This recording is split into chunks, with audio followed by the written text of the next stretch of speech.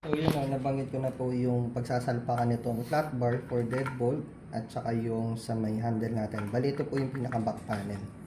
Next step naman po is kunin natin yung dalawang bronze tube na makikita nyo kasama dun sa buong package nya. Bali, apat po ito eh. Ang ginamit ko po is yung pinaka maiksi for standard doors. Then kunin natin yung ating front panel. Then ikabit lang po natin dito sa may pinaka thread nya sa taas.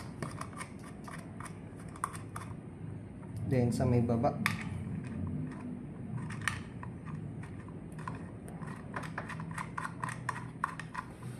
Then para ma-secure po natin siya is gagamitan natin ng thermos. Para ma-secure natin na mahigpitan natin to.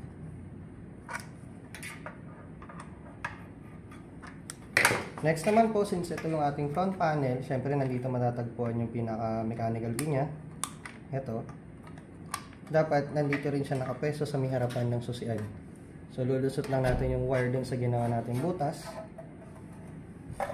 Then sasalpak natin tong square tube or square bar. Then kailangan ma-shoot natin to dito sa pinakaharapan niya. Yan. Then snap.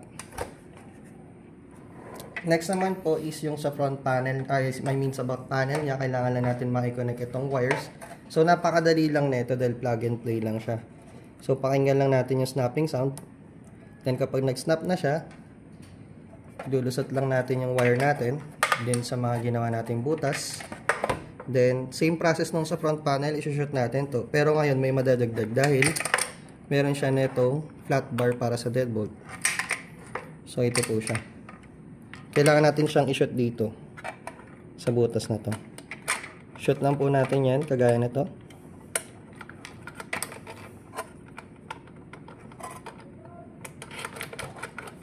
Then once na ma-shoot natin, shoot naman po natin yung sa may handle nya. Yan po. Make sure natin na walang may ipit na wires, no? Then yan po. Pag na-shoot na natin itong mga mechanism na to, check natin kung gumagana.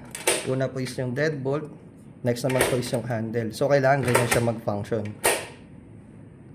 Then kung sigurado na tayo na gumagana na lahat, kunin naman po natin yung ating mga screws. So ito yung binabanggit ko kanina na pinuputulan dahil oversized tong mga to. So first, yung sa may taas nya.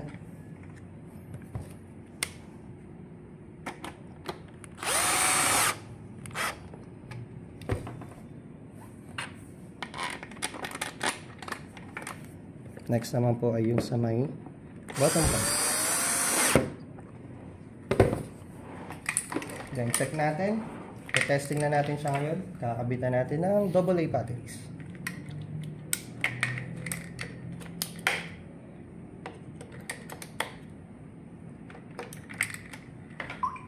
Then huwag natin kalimutan yung ating battery cover.